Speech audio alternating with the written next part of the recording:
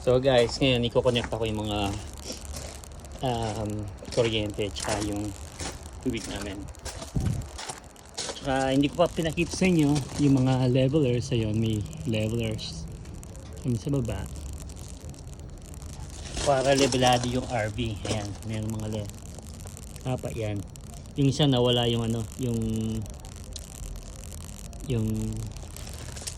footpad niya. Bibili ako ng isang footpad tsaka ako ilalagay. Ayun, nawala yung isa dahil sa travel namin galing Florida punta dito. Ito, yan naman siya. Okay, nakitapusan niya. So kaya pwedeng ilagay yung cellphone na to. Dito na lang.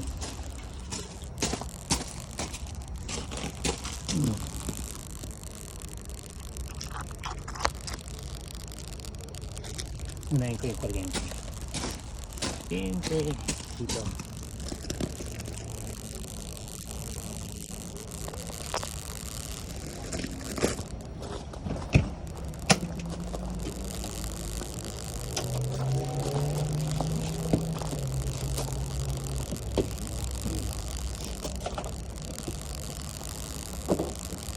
Isang araw ililinisin ko po ito.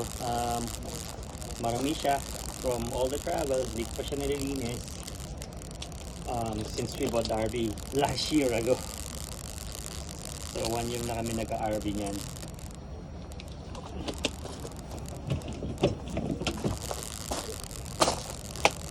Kita niyo ba?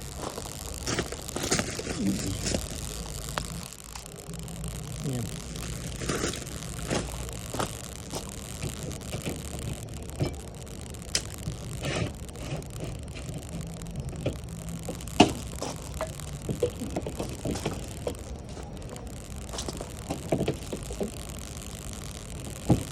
So ang gagawin ko, ilalabas ko po lahat ito para malinis ko siya one day. Palikabok.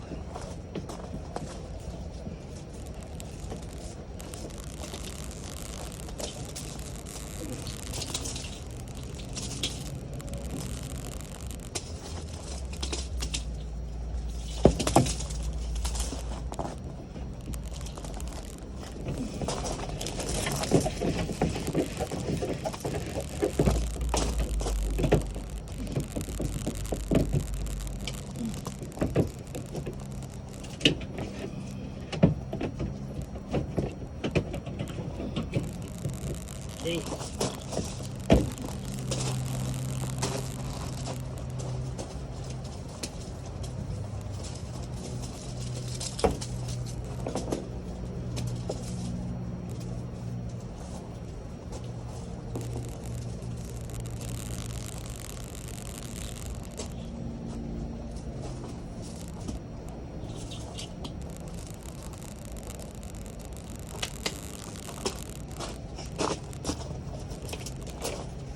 So ito po, surge protector po ito.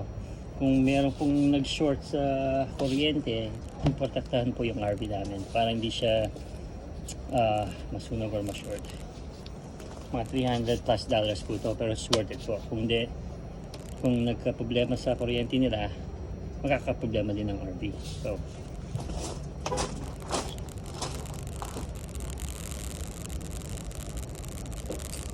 dapat i-off muna po ito. Off.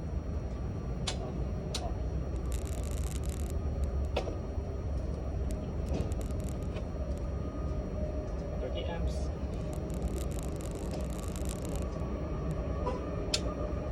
Yun. Yun na. Tsaka connect na ito. Okay. Yan, may kuryente na.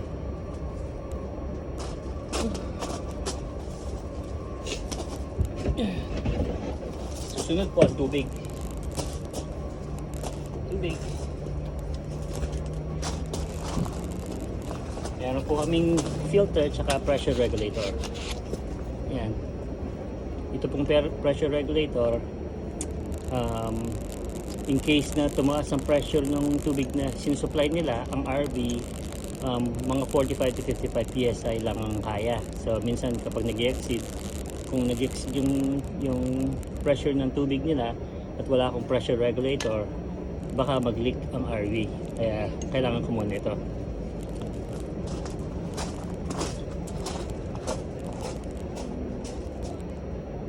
Edgar! Edgar! Edgar! Hey, come here!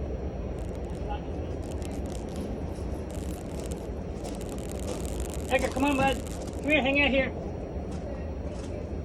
Edgar, come on, buddy.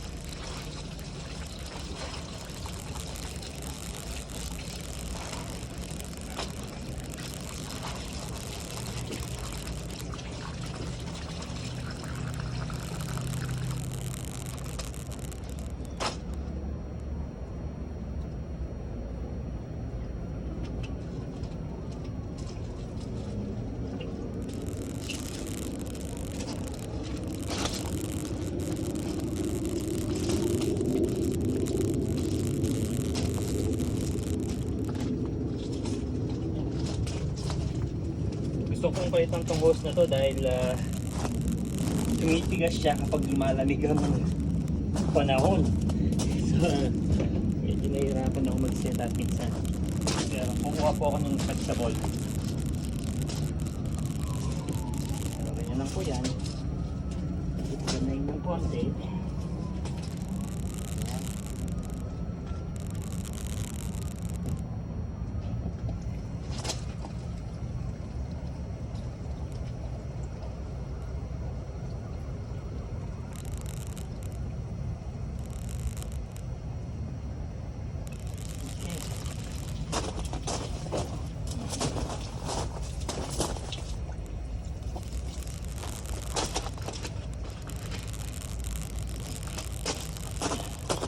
So dito po sa campsite na to, tatry muna po namin ng 1 month. Kung nagustuhan po namin, tutuloy namin siya hanggang magsawa na kami sa area na to. Pero sa trabaho ko, mga 7 minutes lang po siya to 15 minutes kung may traffic. Yung po kasing isang libreng campsite kung saan kami, doon palipat-lipat kami.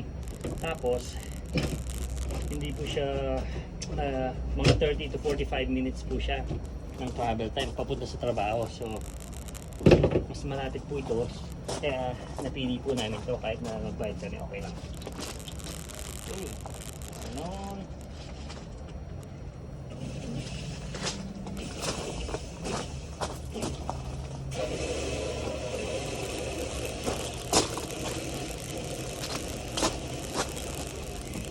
Yan. Pag pinilapag ko po yung tank namin sa loob, yan yung po yung freshwater tank eh. Pero hindi namin gagamitin yan. So hindi ko siya fill.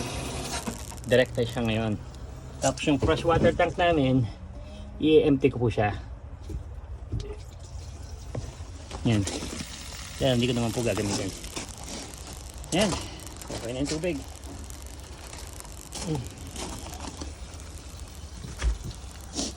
So ngayon, i-connect ako naman po niyan yung aming sewer. Ganyan na muna yan. Yung sewer. Lalabas ko pa ganyan pa doon.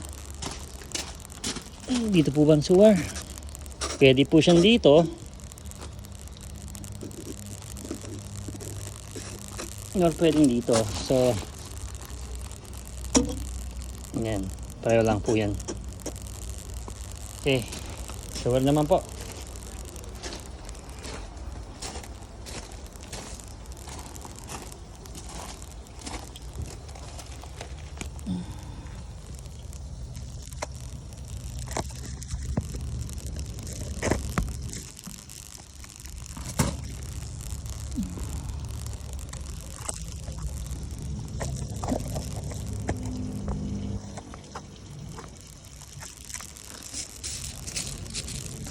Wala pa po akong tripod eh. May GoPro po ako kasi hindi ko pa po nasiset up yung mga pang-edit ko.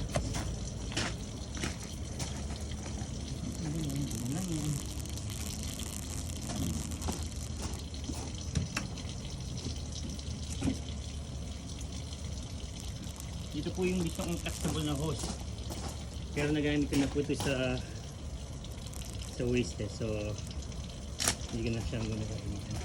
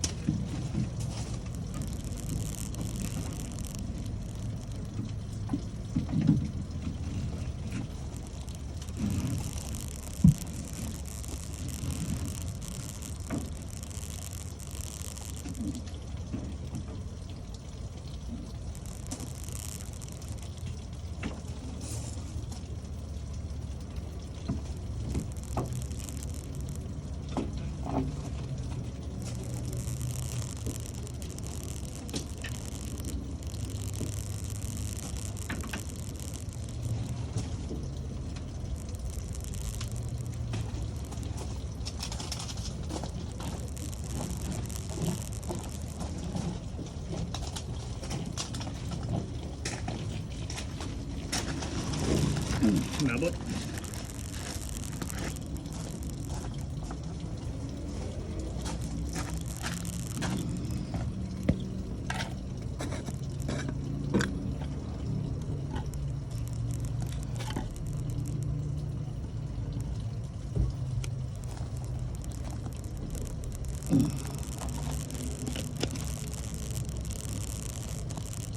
Okay. Yun lang. Yan.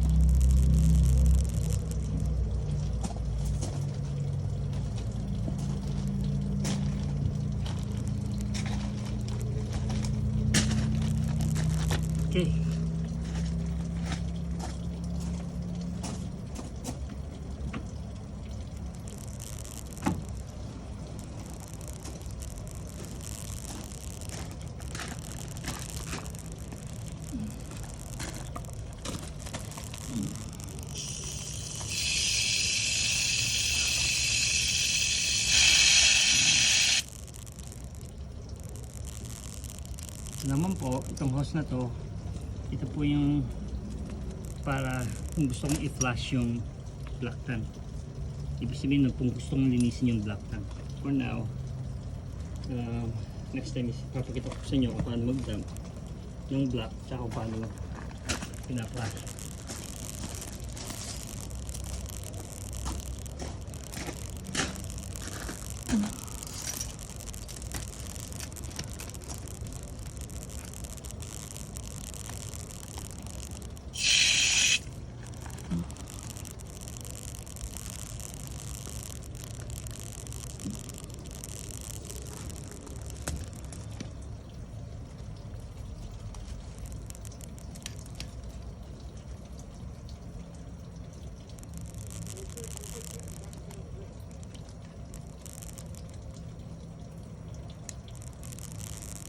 Ito.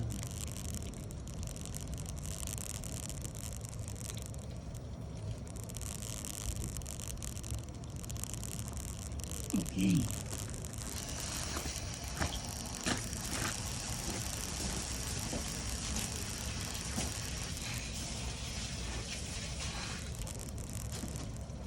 Minutes.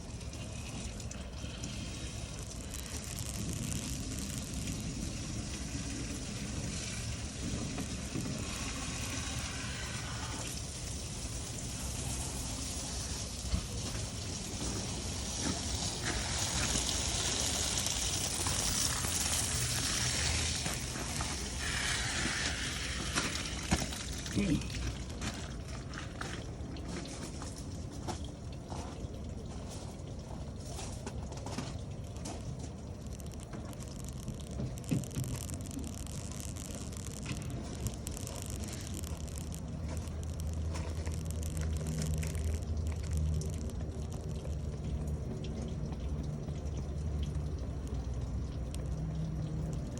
How's it going? Yeah, all done. Okay.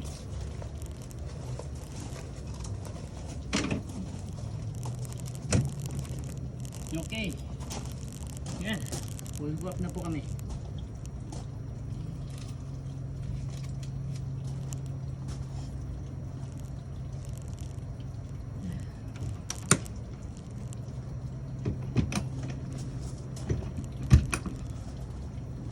Yan lang. Ganun lang po. Okay. Next time POV ulit po. Kaso hindi gabi. Kasi yung first few videos ko yung POV ko gabi. Tapos parang late po kami. Pero yan, ganyan lang po ang setup. Nalaman po namin na may cable din pala po dito. Kung gusto mag-connect ng cable, ayan. May libreng cable dito at saka libreng internet. So yung sewer nila dalawa, isa doon tsaka isa dito. So gusto kong gamitin yan para medyo malinis siya ng konti. Yan, tatakpan ko na lang tong ko. Meron kaming grill dito, hindi ko pa napakita sa inyo kung paano ko ginagamit yan. So, pero yan. Meron siyang pad.